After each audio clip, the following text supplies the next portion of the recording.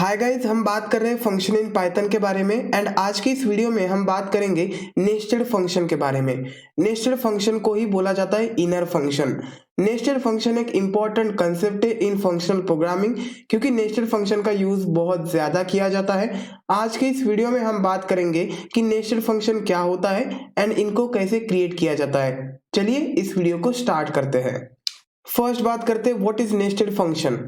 A nested function is simply a function within another function. So जब आप एक function के अंदर दूसरा फंक्शन डिफाइन करते हैं तब उसे हम बोलते हैं नेस्टेड फंक्शन। मतलब एक आउटर फंक्शन होगा, उस आउटर फंक्शन के अंदर हम एक इनर फंक्शन डिफाइन करेंगे। वो जो इनर फंक्शन है वो कहलाएगा एक nested function. So nested function को इनर फंक्शन भी बोला जाता है। सो नेस्टेड फंक्शन के यूज करने के बहुत सारे रीजंस है। ये रीजंस हम देखेंगे। ये एक इनकैप्सुलेशन भी प्रोवाइड करता है। क्या होता है इनकैप्सुलेशन, इसके बारे में भी हम बात करेंगे। अब बात करते हैं how to define a nested function. So nested function को डिफाइन करने के लिए हमें जस्ट इनिशियलाइज करना पड़ेगा एक और function within a function by using the def keyword. So आप आउटर फंक्शन के अंदर, तो देखिए this is a outer function and इस आउटर फंक्शन के अंदर एक और फंक्शन डिफाइन है, that is a inner function. मतलब आउटर फंक्शन के स्कोप में एक और इनर फंक्शन डिफाइन है and this inner function is called as nested function. It is also called as inner function. So functions के नाम आप कुछ भी रख सकते हैं। यहाँ पे मैंने आउटर एंड इनर दिया है। सो गाइस सपोज मेरे पास एक फंक्शन है डेफ आउटर फंक्शन एंड इसके अंदर मैं प्रिंट करता हूं दिस इज आउटर फंक्शन।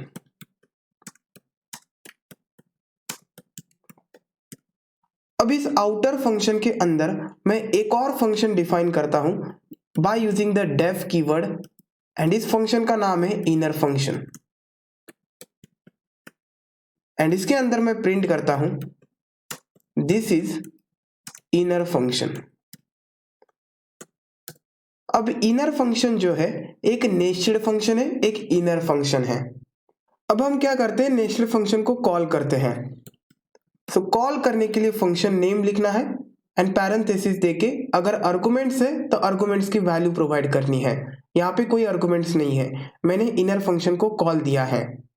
अब ये जो इनर नेस्टेड फंक्शन है, ये नेस्टेड फंक्शन का स्कोप है ये आउटर फंक्शन।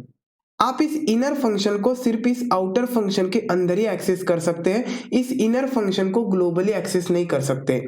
लाइक अगर मैंने लिख दिया बाहर इनर फंक्शन तो ये अलाउड नहीं है, क्योंकि इनर फंक्शन इस आउटर फंक्शन के अंदर डिफाइन है, इस फंक्शन के स्कोप में डिफाइन है।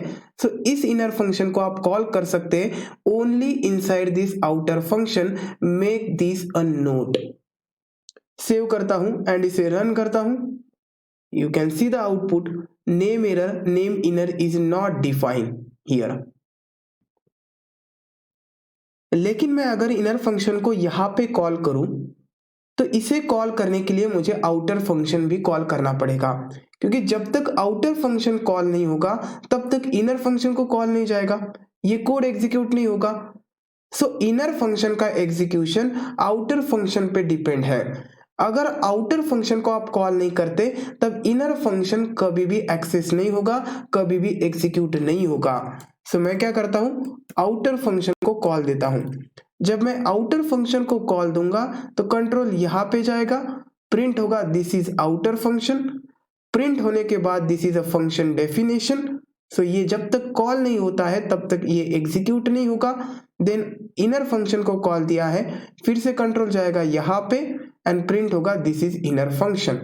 Save and run, you will get two messages, this is outer function and this is inner function. आपको यहाँ पे ये समझना है कि फ्लो कैसा है। यहां से यहाँ पे ये प्रिंट हुआ, देन इनर फंक्शन जब तक कॉल नहीं होता है तब तक ये एग्जीक्यूट नहीं होगा। सो यहाँ पे कॉल दिया है, देन एग्जीक्यूट होगा दिस इज इनर फंक्शन। अब बात करते हैं वेरिएबल्स के बारे में। मैं एक वेरिएबल बनाता हूं a having value 100, this is a global variable, global scope पे डिफाइन है। एक और वेरिएबल करता हूं b having value 200 and this is a local variable for the function outer. And एक और वेरिएबल क्रिएट करता हूं c हैविंग वैल्यू 300। नाउ अगर आप इनर फंक्शन के अंदर वेरिएबल डिफाइन करते हैं तो c is a local variable and this is called as a non local variable. मैं नॉन लोकल वेरिएबल पे एक सेपरेट वीडियो बनाने वाला हूं, so don't care about this. अब आपको ये समझना है कि ये जो ग्लोबल है, ये जो ग्लोबल वेरिएबल है एंड ये जो वेरिएबल है, इसको आप इनर फंक्शन के अंदर एक्सेस कर सकते हैं। सो सी हियर, मैं यहां पे प्रिंट करता हूं b। सो b की वैल्यू आपको प्रिंट करके मिलेगी 200। You can see you will get 200. If you print a, you will get 100. So global variables and these non-local variables को आप inner function के अंदर एक्सेस कर सकते हैं। अब बात करते हैं why use nested function.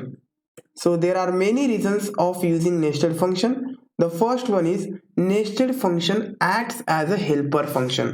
अब हेल्पर फंक्शन क्या होता है, कैसे ये हेल्पर फंक्शन की तरह एक्ट करता है, सी हियर। मैं एक फंक्शन बनाता हूं, फंक्शन नेम इज नेम।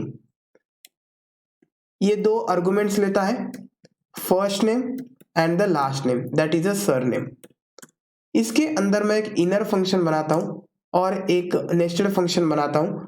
उस नेस्टेड फंक्शन का नाम है फुल नेम एंड इसके अंदर पास लिख देता हूं। सपोज फर्स्ट में आता है शंतनु एंड लास्ट में आता है केसकर, तो फर्स्ट की जगह पर आएगा Shantanu, then white space and last की जगह पर केसकर एंड ये रिटर्न हो जाएगा। रिटर्न हम करेंगे यहां पे, फुल नेम फंक्शन को मैं कॉल करता हूं, साथ ही साथ मैं प्रिंट फंक्शन के अंदर इसे डाल देता हूं। सो जो भी रिटर्न होगा मेरा नाम, वो यहाँ पे प्रिंट होगा एंड इसके साथ कुछ मैसेज देता हूं, हाय प्लस फुल नेम। तो होगा क्या, हाय, फुल नेम फंक्शन को कॉल जाएगा, फुल नेम फंक्शन रिटर्न करेगा द फर्स्ट में जो वैल्यू आई है, जो यूजर ने प्रोवाइड की है, प्लस एक white space and the surname provided by the user and यहाँ पे प्रिंट होगा। देन हम कॉल करेंगे नेम फंक्शन को, क्योंकि जब तक आउटर फंक्शन को आप कॉल नहीं करते तब तक ये एग्जीक्यूट नहीं होगा कुछ भी। हमने नेम फंक्शन को कॉल दिया है, इसको दो वैल्यूज प्रोवाइड करनी है, तो मैं यहां पे देता हूं suppose Raj and second value देता हूं Thakur. Save and run. So you will get hi Raj Thakur. So हमें यहां पे एक व्हाइट स्पेस भी देना पड़ेगा। Now see hi Raj Thakur. So this full name function is a helper function for this name function, क्योंकि ये help कर रहा है, ये concatenate कर रहा है name को and surname को। So this is a helper function। दूसरा important feature है nested function का कि ये एक encapsulation का concept भी provide करता है। इसे हम data privacy भी बोलते हैं। इनकैप्सुलेशन ऑब्जेक्ट ओरिएंटेड प्रोग्रामिंग का इंपॉर्टेंट फीचर है। इसके बारे में हम डिटेल में बात करेंगे ओपी में, लेकिन डेटा प्राइवेसी कैसे प्रोवाइड करता है देखिए। नेस्टेड फंक्शन है फुल नेम, इस फुल नेम का जो स्कोप है वो सिर्फ नेम फंक्शन है। इस फुल नेम फंक्शन को आप सिर्फ इस नेम फंक्शन के अंदर ही एक्सेस कर सकते हैं। अगर बाहर एक्सेस करने की कोशिश करते हैं तो आपको नेम एरर मिलेगा। You can see here full name function. अगर ग्लोबली एक्सेस करने की कोशिश करते हैं तो क्या होता है, नेम एरर मिलता है आपको कि ये फुल नेम फंक्शन जो है ये डिफाइन नहीं है। So full name globally available नहीं है। It is not a global function, it is a local function. It provides the data privacy, क्योंकि इसको आप कहीं और एक्सेस नहीं कर सकते, इसको सिर्फ यही पे एक्सेस है। जो तीसरा इंपॉर्टेंट फीचर है वो है enclosures and decorators. Nested function का यूज किया जाता है, बहुत ज्यादा यूज आपको इन कंसेप्ट्स में देखने को मिलेगा। This concepts are totally depend on nested function. So nested function सीखना बहुत जरूरी है। क्लोजर्स एंड डेकोरेटर्स के बारे में हम बाद में बात करेंगे एकदम डिटेल में, लेकिन इस वीडियो का जो मेरा मकसद था वो ये था कि आपको नेस्टेड फंक्शन क्या है वो समझाना। सो हमने देखा कि नेस्टेड फंक्शन क्या होते हैं, इनको कैसे क्रिएट किया जाता है, नेस्टेड फंक्शन के क्या एडवांटेजेस है।